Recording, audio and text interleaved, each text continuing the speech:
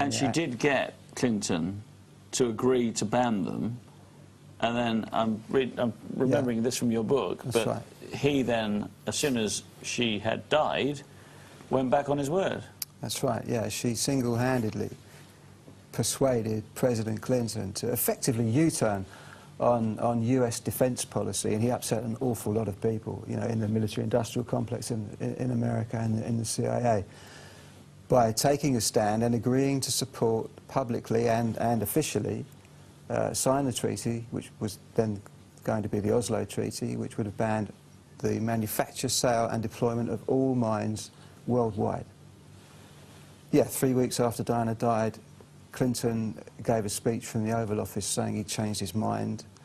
But what led to that, we were told, was that with Diana out of the way, he was able to do that. But stepping back a little bit prior to that, yes, Diana persuaded him to support this, the whole landmines thing. But it's also what, you know, what she was kind of highlighting in Angola. Angola, I know she went to Bosnia as well, but Angola was really the centre of her landmines campaign. And when Diana went to Angola, the world's media followed her. Those famous images of her standing there with a plastic mask and the body armour and going through the... into a minefield, yeah. Well, that's pretty... It is very brave of her, isn't it? Yeah, very much so. And just down there behind that line of trees there was the Bush-Cheney oil syndicate and the CIA and MI6 mercenaries all sorting out who's going to win the spoils and divide up Angola's massive oil supply. Because Angola is actually incredibly rich in minerals and oil, and yet the people who live there live on less than $1 a day. That's right. Still. Indeed, yeah, absolutely. There was an awful lot going on in Angola. As I say, that was the point of me kind of explaining a little bit at the beginning of the show about knowing the guys who was working out there as mercenaries, fighting on one side while the British government was supporting the other side. America with Bush and Dick Cheney's company, particularly Halliburton and Brown and Root, sorting out dodgy deals for the MPLA rebels out there on the promise of future oil on the cheap. You know, all this came out after Diana's death, but it's official. It's officially there now. You know, I'm not just shooting from the hip here. This is not conspiracy theory. No, this is fact. Human Rights Watch, the NGO, published all these facts. All right, so let's say then that you've gone some way towards establishing a motive for the, well, several motives for the assassination of Princess Diana. Let's look at what happened on the scene. I've got a text here from Simon in Devon, and he says, is it true that the security cameras just so happened to be turned off that day at the scene of the accident? Is that true? Well, what we've found out now, I mean, there was a lot of talk and a lot of questions, and so in the initial couple of years after Diana's accident, the French inquiry, which culminated, I think, in '99, so that was a very immediate inquiry afterwards. But then, of course, we had Lord Stevens' investigation, and for 3 years, from 2004 to 2007, then the inquest. So a lot of information has been clarified over the years. So now we know for certain that there were at least 10 CCTV cameras on the route, plus one other on the flypast, like the bridge looking back down onto the road going under the tunnel. Yeah. Okay. The 10 cameras lining the route, and this is official, this is actually in the inquest's report now, were turned inwards, filming the brickwork on which they were mounted. Every single one of them? Every one of them, all 10 of them. And the one on the flypast wasn't working. Surely. So, therefore, allegedly, we have no video images of the journey or the crash. That's the official line. So, although it could be that they were filming, and it's just that they don't want anyone to see the film, possibly. Absolutely, absolutely. But with the CCTV cameras, that's exactly. I mean, we know about 15 or 20 minutes before the crash, a woman was caught speeding going through the Almar Tunnel. But they don't have, certainly didn't have then, they may still not have, but in Paris in '97 there were no fixed speed cameras. It was all the mobile cameras. And one of the paparazzi who was interviewed by the French inquiry who refused to be interviewed by the British inquiry. Of course, you can do that. You know, that's another advantage of assassinating someone on foreign soil, because when it comes to the investigation, any of the culprits or suspects can just say, well, I'm sorry, I don't really feel like being interviewed today, and they don't have to be. And so, you know, we'll talk about that a bit later, if you like, how the inquest was just a complete whitewash. But one paparazzo, anyway, did come forward and say that he saw a police camera in the tunnel, or just at the entrance to the tunnel, just prior to the accident, and that must have been the one that filmed this woman who was speeding. And she was convicted of speeding? Yeah, yeah. OK, so let's talk about some of the things that happened then. There was a white Fiat Uno, wasn't there? There was. That was identified as having been in contact with the Mercedes that Diana was in. Yeah, that's definite, yeah. But the white Fiat Uno has never been found. No. And the reason that it was identified was because the paint was on the Mercedes. Yeah, it's absolutely. And it was identified chemically as as a white Fiat Uno paint. That's right. And people had seen it as well. There were witnesses who saw it. So there's a bit of weird stuff about the Uno, isn't there? Let's talk about Anderson, shall we? James Anderson, yeah. James Anderson for a long time. Well, first of all, let's just, the Uno was definitely involved in the crash. We know that they've admitted that. Even the French have now admitted that it was definitely involved. So was a high-powered motorbike, and so was a second Mercedes. There were at least 4 vehicles, including Diana's, involved in a fatal crash in the middle of Paris, which involved the death of a British royal, and apart from Diana's Mercedes, the other 3 vehicles, all of them, and their owners or drivers, disappeared without trace. Now, you know, if that's not suspicious, then I don't know what is. And wasn't there a motorbike blocking off one of the other routes that was originally intended to be taken? That's another vehicle. I knew there was another one, yeah. That's right. So because Henri Paul had taken this other route, it's not such a strange route, actually. It was a route taken by a lot of the limousine drivers in Paris to avoid the traffic jam on the Champs-Élysées. So they did take this route sometimes. So anything rather than going around the Arc de Triomphe. I mean, that's a nightmare, isn't it?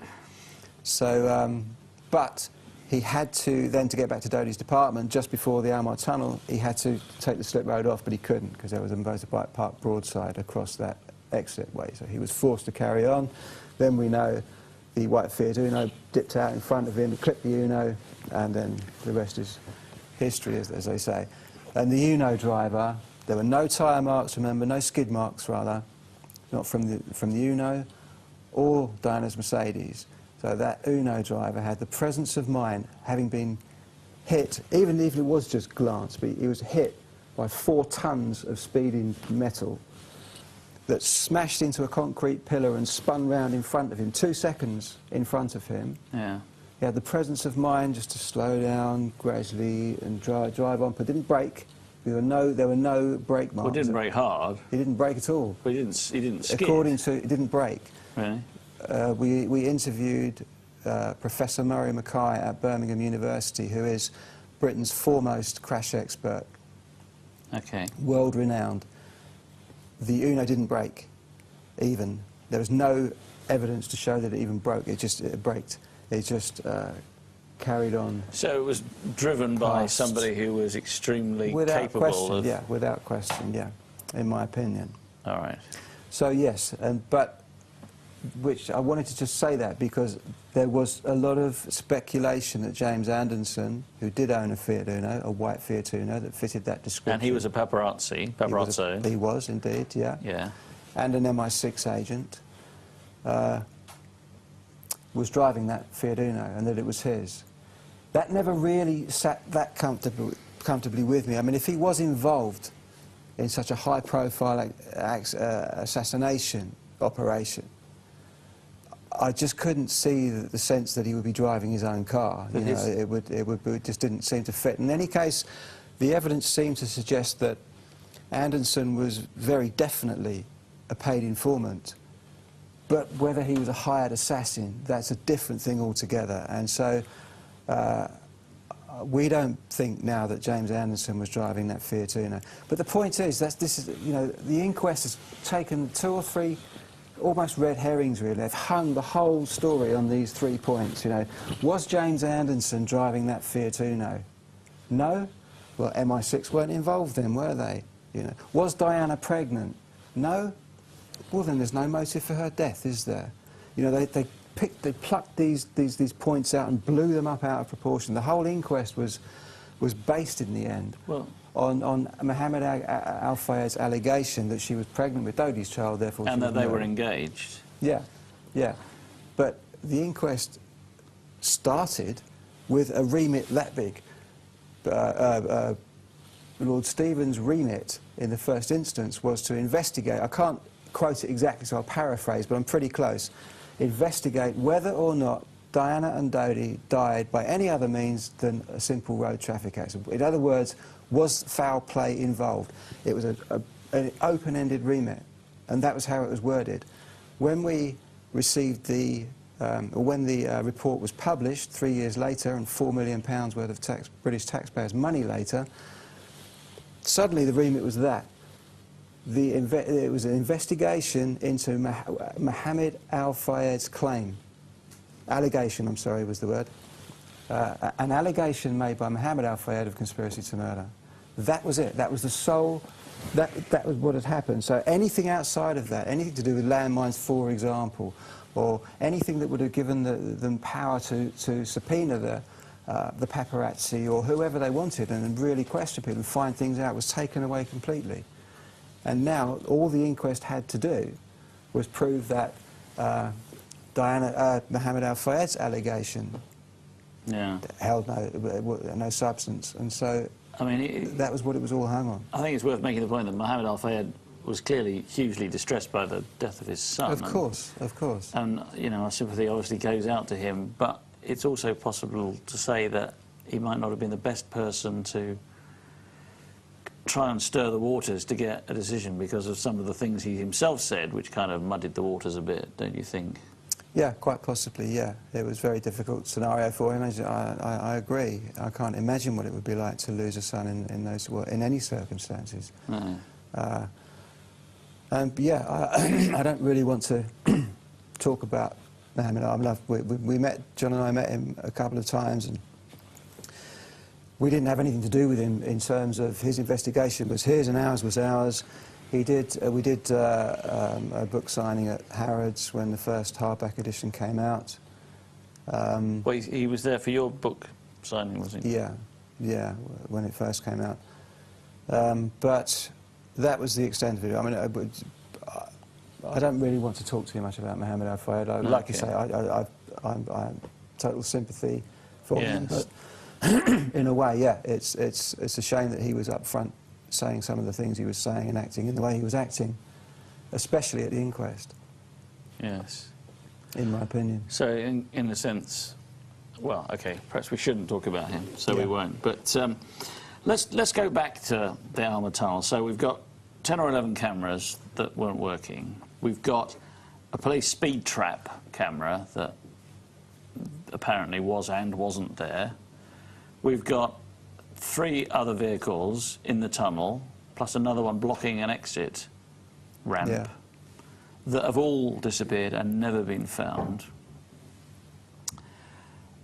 Let's look at the accident. Let's look at just after the accident. You know, we've got about just a minute to the break, so quickly let's look at what was the scene when the accident had occurred. Well, what we do know is before the ambulances arrived, James Anderson was almost certainly in the tunnel because he boasted to friends afterwards that he was in the tunnel and he took compromising photographs and he was about to publish them in a book. And his place was broken into where the photographs were stored. That's right, just after he was murdered. Well, he was found in a burnt-out car 400 miles from where he was supposed to be with a hole in his temple, a bullet hole in his temple, but of course he committed suicide. Yes, that's the official story. Well, yes. So, yeah, whatever went on in the tunnel there and then, James Anderson certainly knew because he photographed it. John, we're going to go for another break now. Once again, if you'd like to text in your questions or comments, why not do so now? See you very soon.